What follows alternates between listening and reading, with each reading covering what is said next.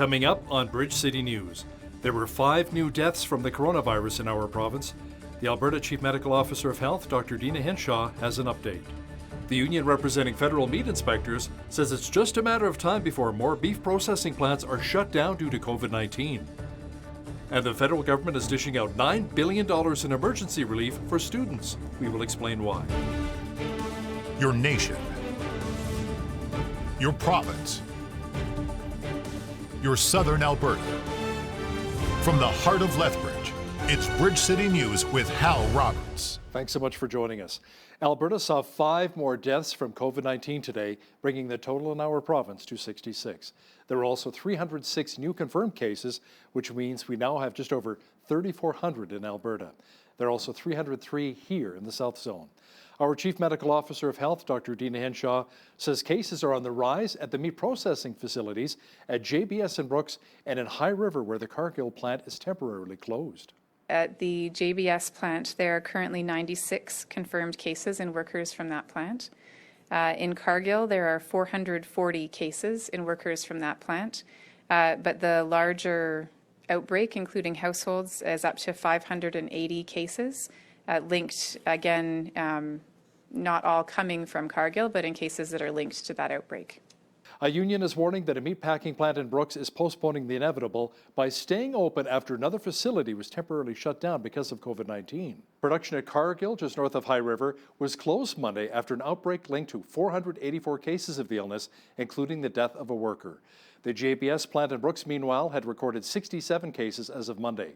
Company officials say they're trying to ensure their facility remains open, but will not operate if it is not safe to do so, or if absentee levels result in an inability to operate safely.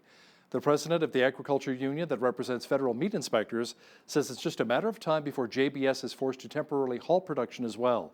Fabian Murphy says a 14-day shutdown would allow all employees to self-isolate, and after that, production could potentially resume. The president of the union that represents the workers at JBS and Brooks says workers are not feeling safe because of the outbreak, so they haven't been showing up for work. So the right to refuse dangerous work is pretty straightforward. If you reasonably believe that your work is dangerous, you don't have to do it. There's hundreds of temporary foreign workers who don't even know what their rights are. English is a second language. These people desperately need their paycheck. They send money home to the Philippines and other third world countries where their relatives are currently struggling. People typically take the path of least resistance. Can you imagine how horrified they must be to not be going to work? It's completely counterintuitive. That is really a statement about the safety of the plant. When half your workers won't show up, why doesn't JBS look themselves in the mirror and shut the plant down? I think the answer is a pretty simple one, is because every cow that they slaughter is a profit for them. Their motive is to make money. The meatpacking plant, JBS Food Canada, is a major employer for the city of Brooks. The mayor of the city says the virus has already spread to 157 cases in their community of 15,000, and it's left a lot of people feeling anxious. There's a general anxiousness, fear. I feel it too. I have family in this community. I have families in assisted living, and we're all feeling the same strain. But that notwithstanding that, it still falls on every single one of us individually to protect ourselves. A lot of the people that work at JBS are part of multi-generational families. They're bigger families, and they're in smaller living quarters as a result of all kinds of conditions. And I think that self-isolation is an issue, and driving home the awareness of what that actually means. Even among the general population, people don't understand that if you have symptoms but you're not confirmed, self-isolation means you don't go anywhere. I asked Sun News reporter Brian Lilly how much these outbreaks at meat processing facilities will impact the supply of beef in our province and country. Are we going to see a shortage of ground beef or steaks or any sort of beef? And you've got to be concerned. What I'm being told is no, this will not impact the supply of beef in Canada. That what the Canadian beef producers have said is that they will cut back on exports before and most of our beef is exported. They will cut back on exports before they start cutting into what's available in the Canadian market. Catch the entire interview with Mr. Lilly discussing how the coronavirus is still impacting our economy. That is coming up after business news. Our country's Chief Public Health Officer, Dr. Theresa Tam, says expanded testing for COVID-19 is key in providing guidance on when physical distancing restrictions can ease up. Several provinces are now considering loosening their lockdowns. We collaborate across Canada with provincial and territorial laboratories, and that the capacity right now can increase to triple that amount, essentially, to close to 60,000. And we need the whole system to be working and people being tested. But there are essentially an increase in capacity being built within the province and territories. We are continuing to, of course, provide supplies and figure out all lines of supply, whether it's reagents or swabs, and that happens on a very daily basis, and we've been able to satisfy the requests of the province and territories. Scientists at the University of Lethbridge are developing new medical cannabis cultivars that is showing promise in the fight against the coronavirus. U of L biology professor Dr. Igor Kovalchuk submitted a paper about the research of how medical cannabis can combat COVID-19. The study focused on how certain cannabis extracts affected various proteins. Right, so what we have done, we have developed varieties of cannabis sativa that have a potential to prevent or slow down the infection with the virus, right? So because our extracts influence the specific protein on the surface of the cell that allows the virus to enter, right? So like imagine many doors in one building, and suddenly everything is reduced to one door. So the virus would be able only to enter through one door, and therefore it will be slowed down. And so this is basically a core of research that we can use cannabis as a preventive measure for reducing dramatically the rate of infection. Dr. Kovalchuk believes these lines could become useful in treating COVID-19 patients. Researchers at the U of L have also been working on designing and then printing 3D face masks and shields. They're being produced to aid in the effort to stem the spread of COVID-19 in our communities. 50 of the face shields have already been given to frontline staff. The university has also sent first shipments of shields to the Blood Reserve over the weekend. 3 Lethbridge fire stations responded to a grass fire late yesterday near the Elizabeth Hall wetlands by the Old Man River. The city's fire chief, Mark Rathwell, says that so far, early indications are that the fire was sparked by improperly disposed of smoking materials or a cigarette. We want to get the message out to folks to really be cautious of their smoking materials. But we had this fire. We responded with 24 of our staff. 3 stations were down there. We worked from approximately, I believe it was right around 3 when it started, and it went on till, well, it's still going on today. Our staff are down there monitoring any of the hot spots as they occur. Rathwell says that having a helicopter was essential in putting out the blaze and allowed the fire department to minimize the danger. It also kept the firemen from having to get too close to the fire with the hoses in the tight places and having to worry about social distancing themselves from each other. The yard waste site in our city will be reopening on May 4th, and restrictions at the Waste and Recycling Centre will be lifted by May 4th as well. Seasonal staff that worked at the yard waste sites around the city of Lethbridge are going to be rehired as well. The general manager of Waste and Recycling, Joel Sanchez, says if you bring waste, make sure that it's in paper and not plastic bags. He also says if you have yard waste, not to drop it off at recycling areas until the centre reopens on May the 4th. We have noticed especially in the last 4 days, after the nice weather we had over the weekend, some people probably did some work in their backyard, and they have been dropping the material at the recycling depots. The yard waste sites are closed, but they're leaving the material outside. This is something we really want to discourage because, again, as you said, the material that is being put there is most likely in a garbage bag, in a black bag, and we don't know if that's garbage, that's yard waste, so all that material is going to end up in the landfill. Sanchez says you should only use the site if absolutely necessary. He says the sites have limitations with how many vehicles are allowed in at a time. The City of Lethbridge wants to know how the coronavirus is impacting households across the city. They have launched an online survey seeking input on how the COVID-19 pandemic has impacted their homes and various businesses. City officials say the survey takes about 5 minutes to complete, is available online at getinvolvedlethbridge.ca, and will close on May the 6th. The results will be shared with residents and will help city officials understand needs, priorities, and concerns. The volunteers with Meals on Wheels continue to deliver hot and frozen meals to clients. As BCN's Loris Alexander explains, volunteers wait their turn to enter to pick up their pre-packed delivery bags. Meals on Wheels helps seniors and people with disabilities, the most vulnerable to contracting the coronavirus. Meals on Wheels is hopping right now, so we are around 130 meals, 130 customers, sorry. We're doing between 70 and 100 meals a day, depending on what day it is. Masks, sanitizers, and no contact.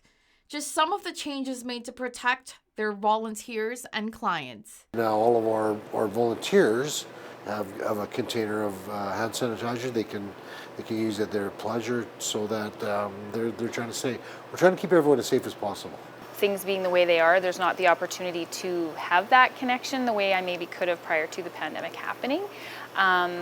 Everybody's very grateful though and very thankful. So how can you give back? So right now money's a big deal, and I can't undersell that. As well as maybe product. We get produce from the food banks to help us offset costs. Because we're not actually in operation right now, other than support services in our kitchen for Meals on Wheels, we don't have some of those other streams of income coming in. Right now there's a need more than ever, and I think that while we are at home and we're having a struggle with dealing with having so much time on our hands, that this is a great opportunity to just give back. For Bridge City News, I'm Loris Alexander.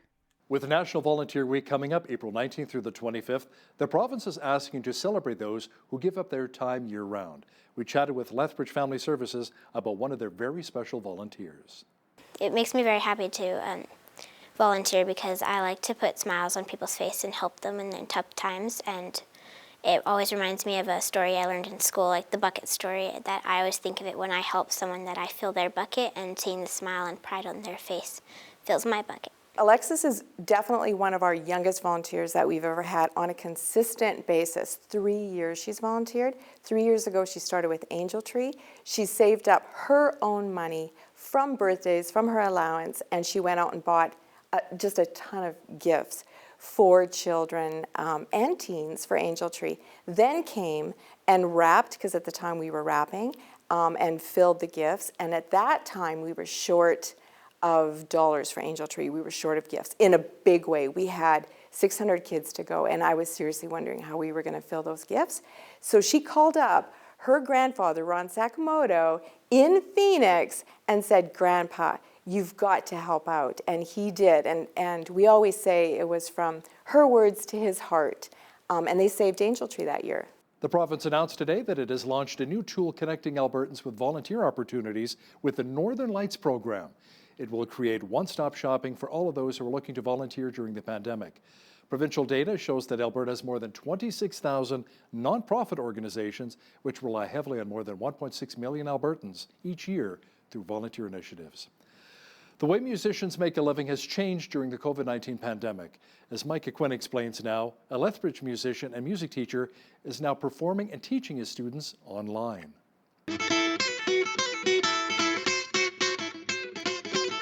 Gabriel Thane is a musician and music teacher that switched to playing music online through his Facebook page because of COVID-19. I had the idea after everything got, locked down, that I would like to do some live videos, because I go to open mics very regularly. I play shows of my own.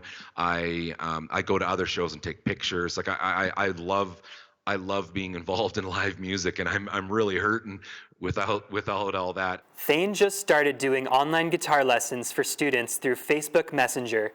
I love to teach, and I love the one-on-one kind of thing. But just a few days ago, I thought I really need to. I've seen that other people are doing online lessons, and my daughter takes piano lessons and has been continuing her lessons online with a teacher, and it's been going very well. The reaction from students to doing online lessons has been great so far, Thane says. The two people that I've done lessons with so far, they're kids, friends of mine, and so I've just been, calling their parents on Messenger, and then just sitting here like this, the same sort of way, camera a little bit closer so I can kind of, show the guitar, and it worked quite well. Due to COVID-19, the way musicians like Thane broadcast their music will forever change the music industry. For Bridge City News, I'm Micah Quinn. Prime Minister Justin Trudeau says he knows that many grieving families in Nova Scotia are demanding answers as to why they were not warned that a gunman was on the loose last weekend. He says those concerns will be addressed through an investigation into the more than 12-hour rampage that claimed the lives of at least 22 people. The RCMP only sent out alerts on Twitter, so some of the victims went about their business as usual Sunday morning, crossed the gunman's path, and died. Prime Minister Trudeau is promising a new emergency benefit for students whose education and job prospects have been disrupted by COVID-19. He says a monthly payment is coming for post-secondary students running through August to make up for lost work and hours that were cut. Right now, you might be worried about how to make ends meet. You probably can't work your normal job, and that might be a big problem for rent or for groceries. So we're bringing in the Canada Emergency Student Benefit to help. With this benefit, you'll get $1,250 a month from May to August. And if you take care of someone else or have a disability, that amount will go up to $1,750 each month. Trudeau also says students will be eligible to receive monthly payments of between $1,000 and $5,000 for volunteering in their communities to reward them for their efforts. Trudeau says in total, these measures will cost around $9 billion. Fasting and prayer. Now, these are weapons that a church in Brazil is using to fight the coronavirus pandemic. Earlier this month, evangelical leaders and even Brazil's President Bolsonaro himself called the country for a national day of prayer and fasting. For one local pastor, his church brought that strategy to the streets. I'm Jerônimo Onofre da Silveira, pastor of the Foursquare Church, Temple of Angels, in the city of Belo Horizonte, Brazil. We ask the church to pray on the streets, in parks, so that the world will know we are praying for a miracle for this coronavirus situation. Sobre o coronavírus.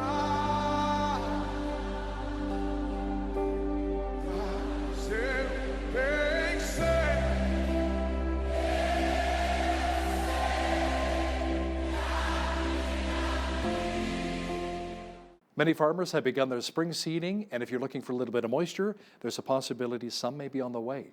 Full weather details are coming up.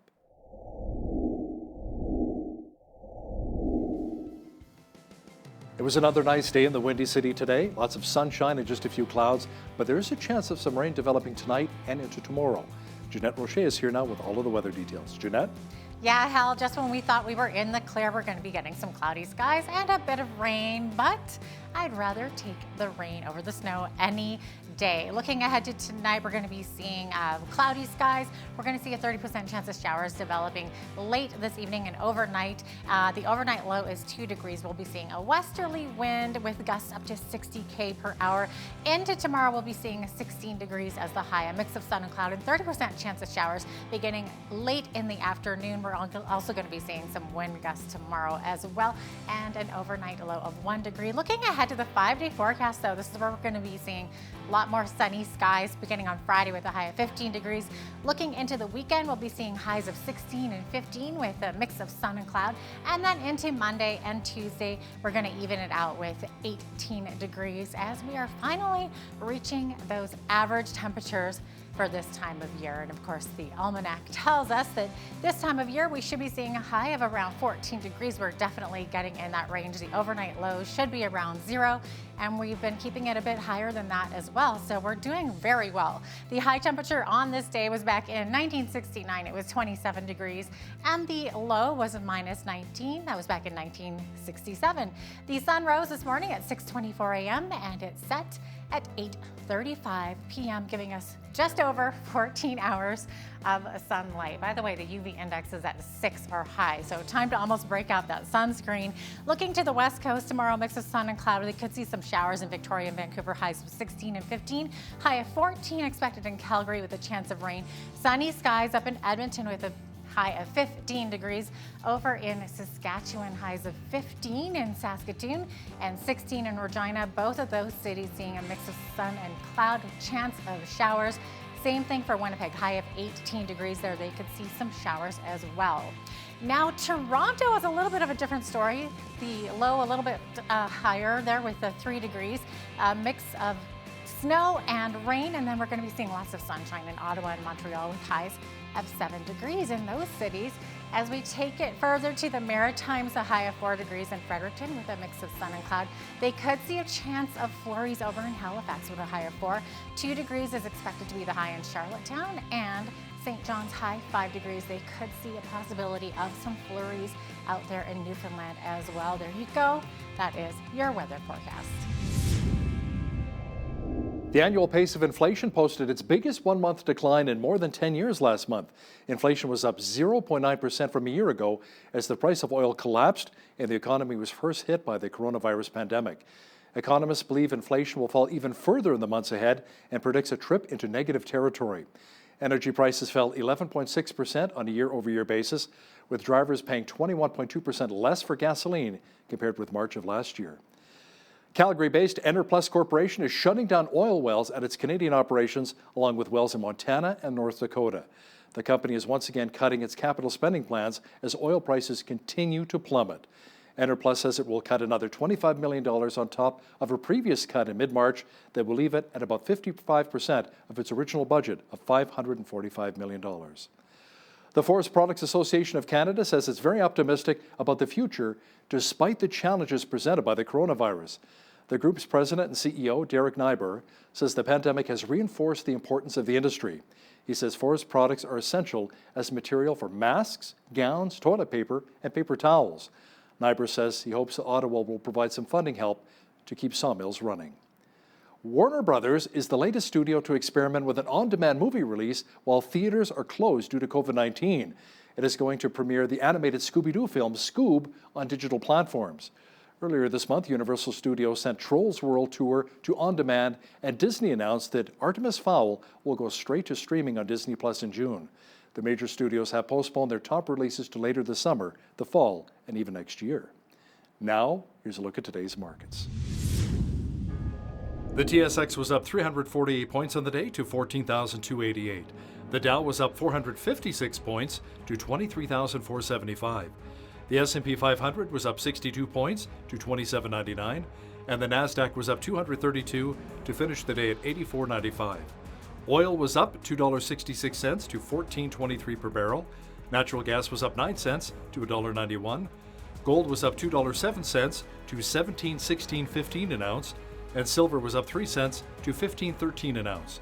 Wheat is at $245 per metric ton, barley's at $238, canola's at $454, and corn is at $238 per metric ton. Live cattle were down $265 to $92.25. Feeder cattle were up 58 cents to $119.60, and lean hogs were up $2.95 to $47.63. The Canadian dollar was down slightly on the day to 70.60 US. Recapping one of our top stories this hour, Prime Minister Justin Trudeau says he's promising a new $9 billion emergency benefit for students whose education and job prospects have been disrupted by COVID-19. He says a monthly payment of $1,250 is coming for post-secondary students running through August to make up for lost work and hours that were cut. Isolation can impact a family dynamic. Up next, BCN's Jeanette Rocher chats with Dr. David Currie, president of Doing Family Right, about how you can be the best you can be in the most trying of circumstances. That interview is coming up next.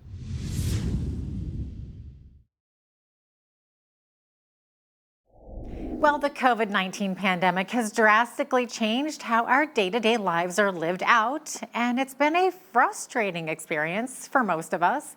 This change has also put more stress on our family relationships. We want to get some advice from today's guest, Dr. David Currie, president of Doing Family Right, and he is based in Abbotsford, British Columbia. Welcome to Bridge City News, Dr. Currie. Thanks for joining us. Yeah, it's great to be back on the program. Always honored to just help out where I can. That's great. Okay, so the coronavirus has changed the way we live our lives. Being stuck at home can take its toll on relationships, even good relationships. So we all need our space, obviously. So what kinds of marital upsets are you hearing about as a result of being isolated together? Well, obviously, we do need a measure of alone time, because otherwise there's no mystery in our lives. And now with the COVID crisis, we're working at home or maybe lost our job. And so there's all kinds of pressures financially.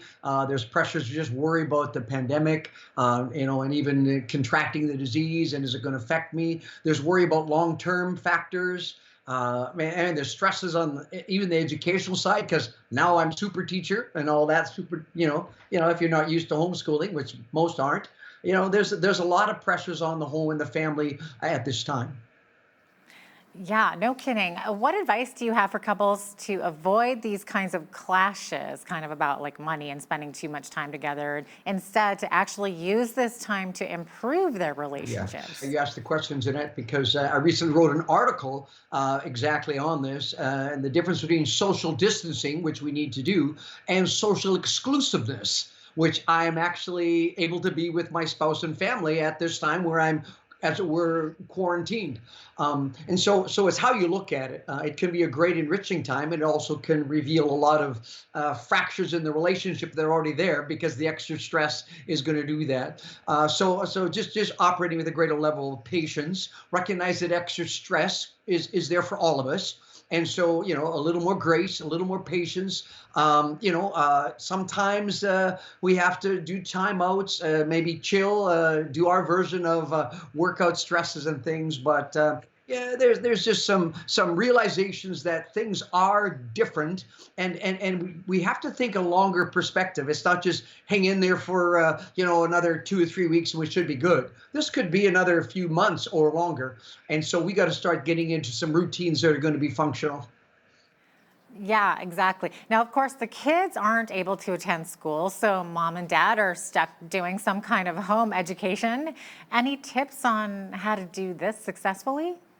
Most of us have a measure of tolerance for kids, but are quite happy that they head off to school around 8:30 and come home around 3. Give us time to do our thing, their learning, and those kind of things. But now to take on this whole dimension of teacher, educator, basically preoccupier of 5 extra hours of their day, that's a whole new thing. And most of us maybe don't have an educational background of how to do this right. We likely have the capacity to understand and teach them what most of them need to know, but haven't thought the routines through, haven't thought through how to do this. And of course, a lot of the teaching is online, so they have to connect with teachers and peers, and then they have assignments, and we got to supervise them more and be more present. It's very complicated, and what I would suggest for parents on this one is just embrace this new role early as you can, and get past this is frustrating, because this could be for a while. And so whether you're going to pitch hit for each other, husband one day, wife another day, whether it's because sometimes working at home, the husband might be home working too, she may be off work, who knows, they might have both lost job and are frustrated with that too. But there needs to be a commitment to helping the kids, because it's new to them too, right? I mean, I was talking to my grandkids, and they were talking about how they don't like it as much because they don't get to see their friends. Because, so much of mom and dad is not even their favorite thing either, because their friends are fun and they get recess and all these things. And so, it's a change for the kids. So we're going to have to all kind of fall forward together. Yeah, exactly. It's interesting you kind of mentioned sticking in a routine. Is it important to have the routine, like maybe this is school time, this is chore time, time for physical activity, anything like that? Would you suggest anything like that? Yeah, 100%. Matter of fact, not even with the COVID-19 pandemic on us, it's wiser for any family to establish a routine so that the expectations don't have to be recommunicated every day. Because if you don't have a routine, it's kind of like, well, what's next? Well, I want to go play video games. I want to go play video games, right? And it just keeps coming back. Or I'm hungry. Well, we're going to have breakfast first. Then we're going to do some schoolwork. Then we're going to have a break, kind of like recess. Then we're going to have a snack. And then, to plan out the day and to have that consistent so that every day you don't have to kind of readjust the schedule. Here's the expectations, and you're not fighting so much because they get in their head, here's what the routine is, and this is how we're going to do it. Now, as they get older, you can flex the routine a little more as they get into their teens and beyond. They have a little more independence, but especially when they're young, the routine is the way to go. Yeah. Now, you'd mentioned fighting. So, with families having to stay at home in close quarters, siblings obviously start to get on each other's nerves, right? So, once a fight happens, are there do's and don'ts as to how a parent should respond to an argument? Well, no different than the fights that happened every day before the pandemic happened. They've always been there. And, strong-willed kids, different personalities, these are all in play. And what happens is through a crisis period, through an extra stress period, the rate of the fights could increase. The intensity of the fights could increase. And even the parents' resiliency to handle the fights could be less. And so, there needs to be a game plan there. One of the things that I like doing is if you've given them some time to work on things, you come back and they're fighting, and you didn't know really who caused what and what happened. The best thing to do is say, okay, listen, you got 2 minutes to go in that room and come out of there having solved this, or else you're both going to have a 10-minute timeout. Yeah, but I didn't do it. He did. Okay, I don't care. I wasn't here. So let's don't. So you actually put them in a room for 2 to 3 minutes. You try to solve it, talk it out, because if you don't, you're both going to get fun. So, well, that's not fair. I said, okay, well, I wasn't here. You go talk it out. So you hear them behind the closed doors going, well, you shouldn't have said that. Well, you're stupid. Well, yeah, but I don't want to wait 10 minutes. And you hear them talking behind the door, and they come out and we're okay now. Well, because you're gonna unilaterally just punish everybody, and of course that's not fair if you know that one's always picking on another one. But you got to find creative ways to push beyond, and obviously find their currency. What is the thing that really motivates them? If the currency is a snack still, if the currency is a playtime with a certain toy, if it's social media, if it's some kind of electronic game, find out what their currency is, and that's the one that you use to control their behavior. Wow, yeah. It sounds like almost forcing them into conflict resolution and communication. So those are good life skills, actually. And this, of course, is a hard one, but what steps can parents take to prevent the kids from starting fights? Well, I mean, if you've got your game plan together and know where we're going, and you can kind of anticipate the trouble spots. When I drive from here to my office, from my home office to my work office, I know the potholes in the road. I know I got to steer a little bit right here, a little bit left there. And parents are wise enough to know the potholes, where the tensions are going to be. This one's going to fight over food. They didn't get enough. So be careful on that one there. This one isn't good at being alone. So you got to supervise them a little more.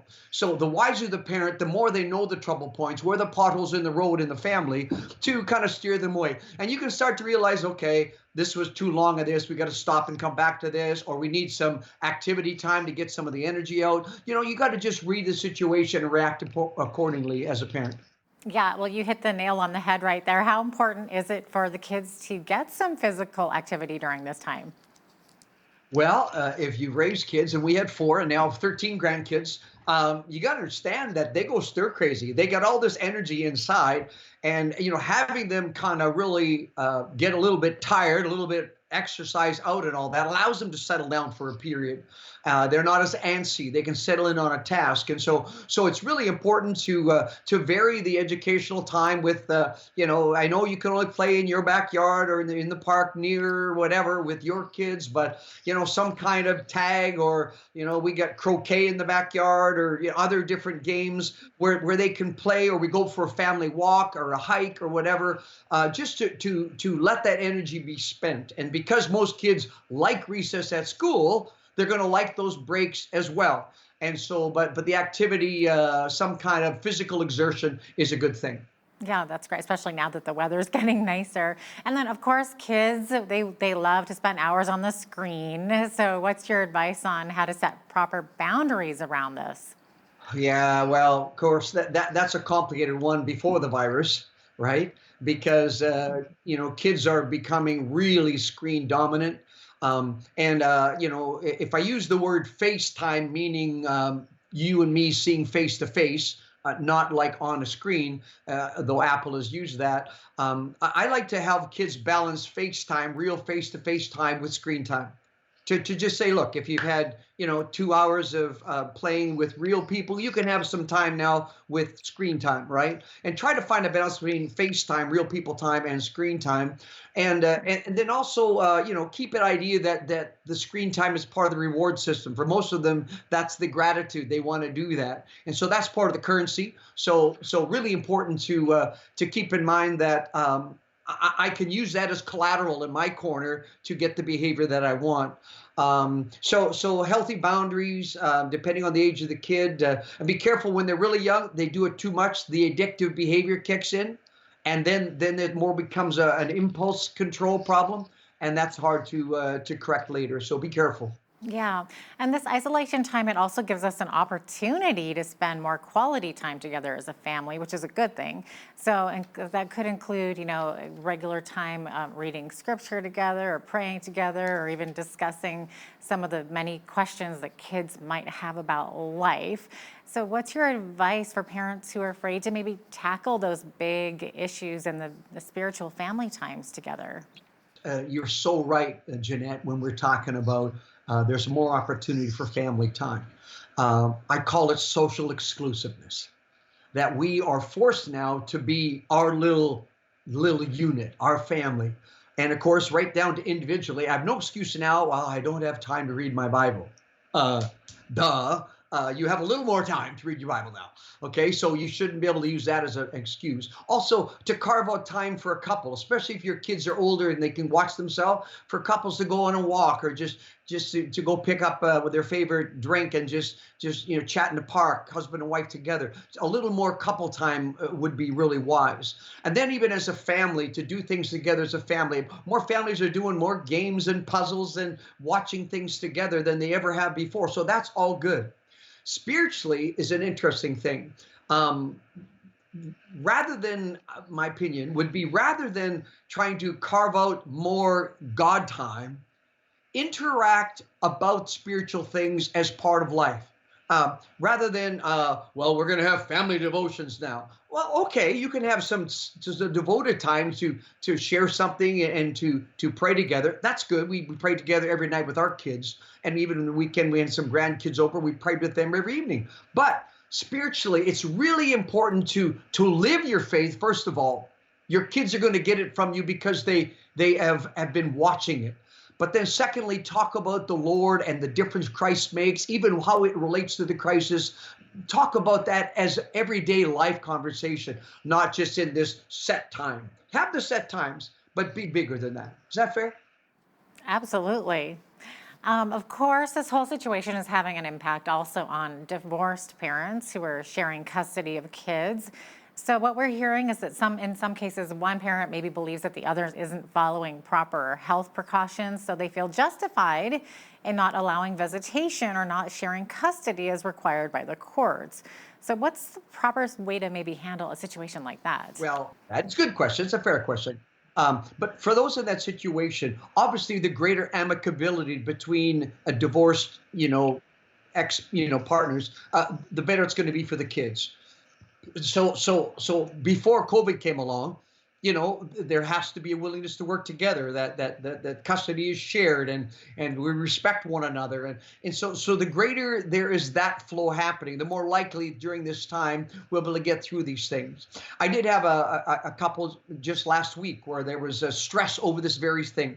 And it had to do with, the husband wasn't limiting his sphere of connections as much as the wife thought she needed, or she wanted in the family, and so she and he were at odds about, I'm okay with this, no, that's not good, because they have a child with surgery pending, and she didn't want that person, the child, to be sick before the surgery, and so rather than commanding and putting rules down in this situation, no, they weren't divorced, but it was stress over the very same COVID stuff. I just said, look, just appeal on their desire for what's best for the kid, and trust them to make a wise decision, because the kid needs both parents. I mean, no matter, unless it's really abusive or toxic, but the kid needs both parents. And so we need to do our best to be amicable in these situations. Yeah, absolutely. That's a lot of really, really good advice, especially for this very stressful situation that we're all kind of dealing with right now. Any final thoughts on how to keep our homes a peaceful, safe place during this pandemic? You got to take responsibility for you. You have to say, okay, I need to be my best me at this time. I need to put a game face on. When I say game face, I don't mean harsh. I mean, it could be pleasant. It could be positive. It could be encouraging. It could be Christ-centered. But you need to be your best you. So whatever it takes to keep you healthy so you can be the best husband, the best wife, the best parent, the best friend, that's what's important. It starts with you and you taking responsibility before the Lord for how you interact with your spouse and your kids. That changes everything if you take responsibility for you. And don't blame others for your issues. Deal with it, be the best you, and trust God to work in your life so that your family can be as positive as can be during this challenging time. All right. Thank you so much for being with us today, Dr. Currie. Awesome. Awesome to be there anytime. A big story we've been following here on Bridge City News is the Alberta beef processing plant Cargill in High River being closed due to the COVID-19 pandemic. Also in Brooks with JBS Foods, also dealing with the coronavirus. Now, one of the workers in Cargill has died and hundreds of people have been impacted and infected by the virus. Brian Lilly joins me now. He's one of our regular contributors, joining me once again via Skype from Toronto. Brian, are we in danger of seeing an interruption to our food supply? What I'm told is no. I mean, if you know the impact that the Alberta meat industry has on all of North America, not just Canada, you can't help but worry. The Cargill plant, it's massive, you know, and been to High River many times, beautiful town that's dealt with a lot over the years, and now they're dealing with this. But okay, if you're not in High River, what does it mean to the rest of us? Are we going to see a shortage of ground beef or steaks or, you know, any sort of beef? And you've got to be concerned. What I'm being told is no, this will not impact the supply of beef in Canada.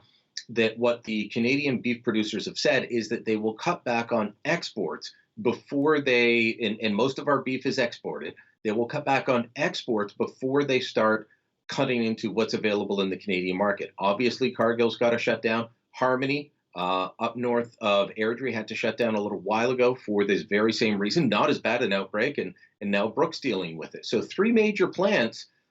There's got to be a lot of back and forth. In Ontario, I believe it was Maple Leaf chicken plant that faced similar problems. There was Olymel, which is the biggest pork processor in Quebec, had the same issue. And you start adding these all up, Hal, and you say, are we going to have food on the shelves?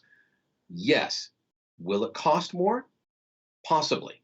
And that's the downside at this point, because in addition to the shutdowns, the cleanings, all of these plants are having to work in different ways to meet social distancing requirements, to make sure that they stay clean, that they can stay open. So we may see higher prices, but we shouldn't at this point see shortages. We may see higher prices and maybe more people becoming vegetarian too, kind of like my kids. Won't be me. Won't be me. We need our Alberta steak. There you go.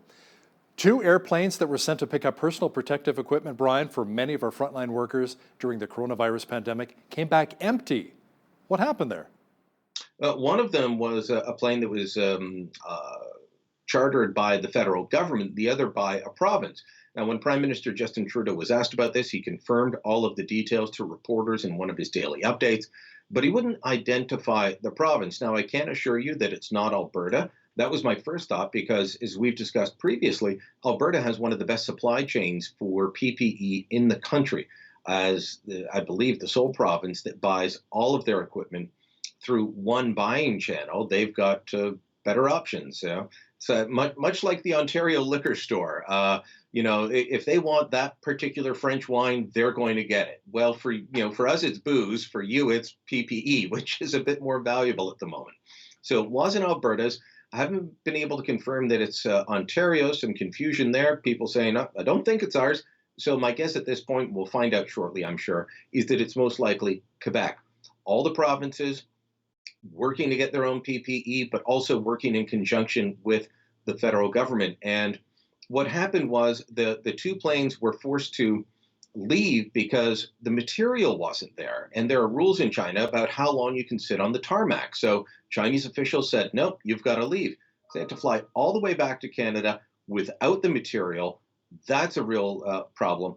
I will say this, Hal, I'm a critic of the federal government at times, but their move to set up a warehouse in China and strengthen supply chains for all the provinces and for the federal governments is a very good move. Before this, what was happening was we'd have planes waiting to take off, and people would show up with suitcases full of cash and buy all of the equipment that was supposed to be loaded onto our planes. Now they're trying to warehouse it so that it's there and we don't end up with situations like this. But obviously something hinky happened again. Don't you think there's a little bit of irony as well? Many people argue that the coronavirus came from China, and now we're setting up warehouses and we want these PPEs to come from China? Well, and at times we're getting bad PPE from China. This is something that the city of Toronto has dealt with. There was a large health agency, the location escapes me, it just went out of my head, that this was supposed to be their backup stock, and it's gone now. 3M, by the way, has launched a lawsuit in Ontario court against a couple of Canadians who were claiming an association with 3M.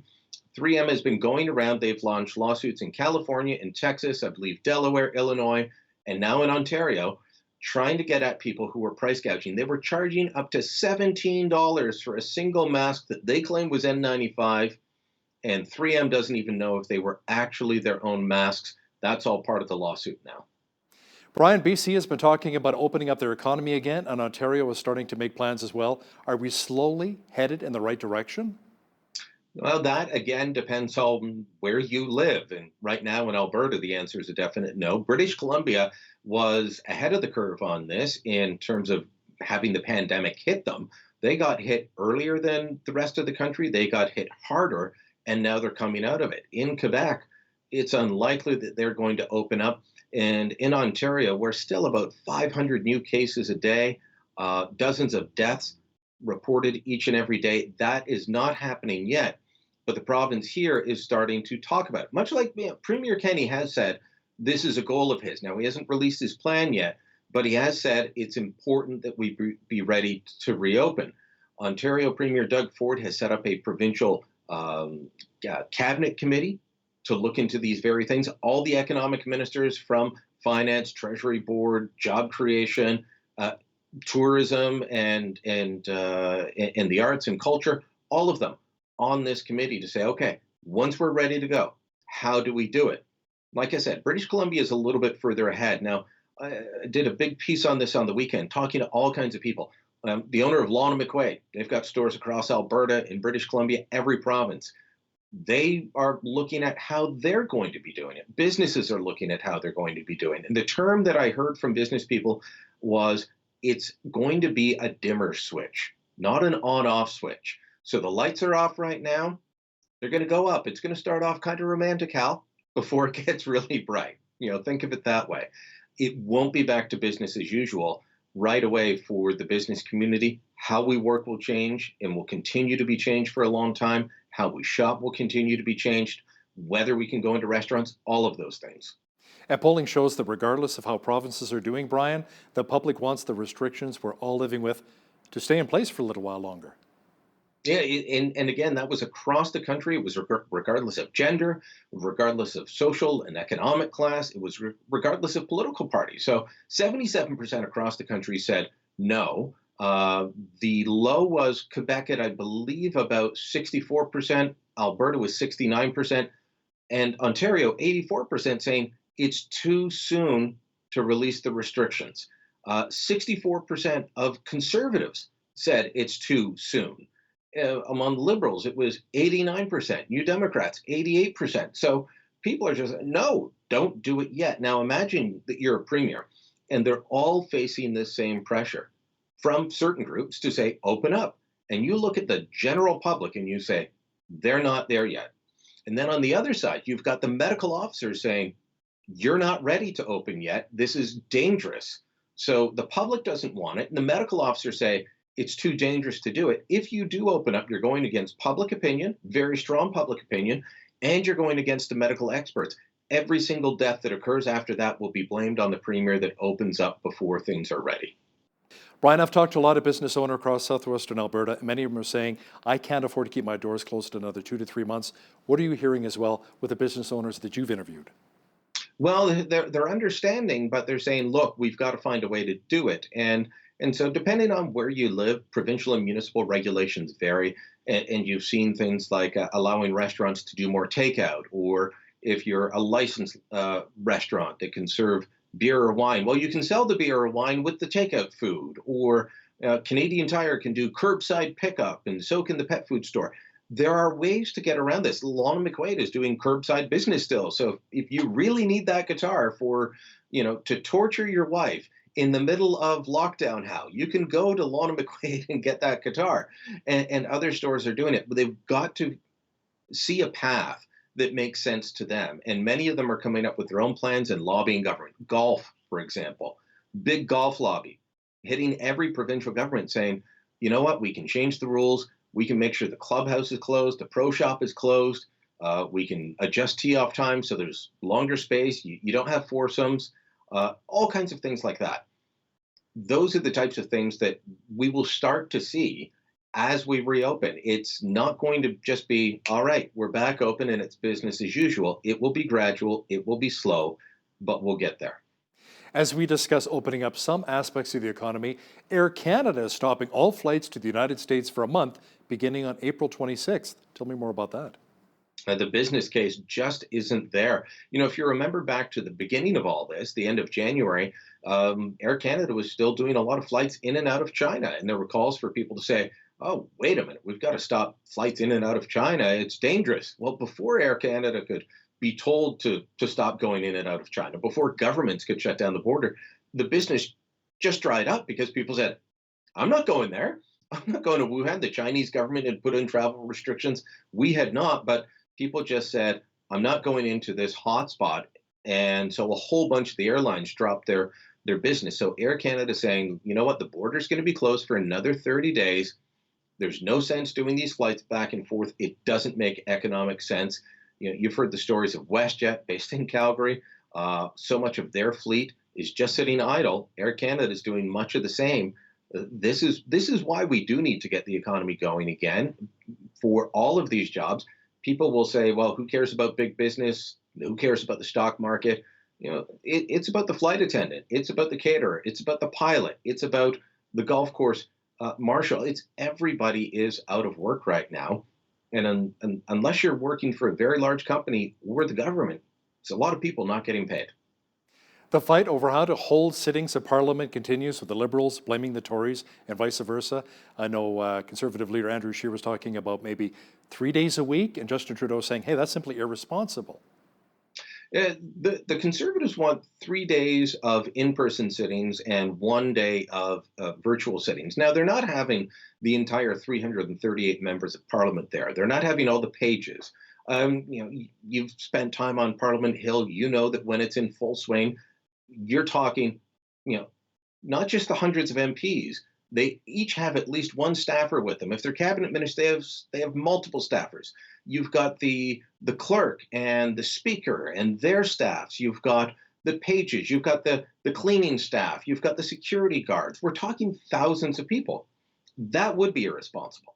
That's not what's happening. They're having above quorum. Quorum's just over 20 MPs. They're keeping the proportion to what the parties hold in Parliament. So it's a little over 30 MPs are showing up. The Conservatives say 3 in person, 1 virtual. The Liberals say 3 virtual, 1 in person. Hey, split the difference. Have 2 and 2. Britain can hold their Parliament, but for as much as Justin Trudeau is standing out in front of his Rideau Cottage every day and saying that the Conservatives are being irresponsible and they won't budge, guess what? He's not budging either. So, a pox on all their houses, find a solution, and get working. But if they don't come to an agreement, the House has to just keep sitting in person because that's what the rules are right now.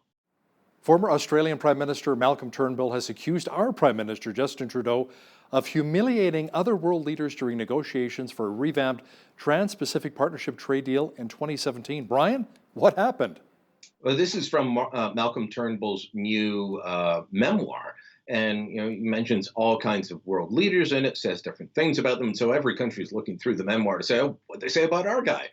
And the headline in one of the stories was, Justin, we're not here to talk about your socks. And that came about because of this Trans-Pacific Partnership deal. That was a bizarre situation. It was a meeting in Vietnam, and the 11 countries that were going to be part of TPP were all supposed to be meeting to sign it. It was a done deal. The trade representatives had all signed off. They had arranged for all the leaders to get together. There were photographers and cameras there waiting to capture all this, and Justin Trudeau doesn't show up. Japan's Shinzo Abe comes in. He'd been meeting with Trudeau. He tells Turnbull and the rest, Canada's backing out. We're not going to do it. The next meeting that Turnbull had at this international conference was with Trudeau. Trudeau sat down and, according to Turnbull, said, "What do you think of my socks?" You've just annoyed 10 other world leaders, and we were all reporting on it at the time, and the Canadian government was saying, no, everyone's fine. We didn't annoy anyone. They did, and our prime minister asked, "What do you think about my socks?" At one point, the Japanese delegation, months later, put forward 2 press releases to the Canadian delegation at a different meeting and said, "We don't really care anymore which news release we put out, but one of them is going out. Is Canada in or out?" And one news release was for TPP 10, that would be the Trans-Pacific Partnership without Canada, or the other one was with Canada joining. Eventually, they got around to saying we would join, but we put a lot of our allies through bad times with that. Wow. Toronto Sun journalist Brian Lilly, thanks for your time today. Thank you, Hal. On behalf of all of us here at BCN, I'm Hal Roberts. God bless. Thanks so much for watching.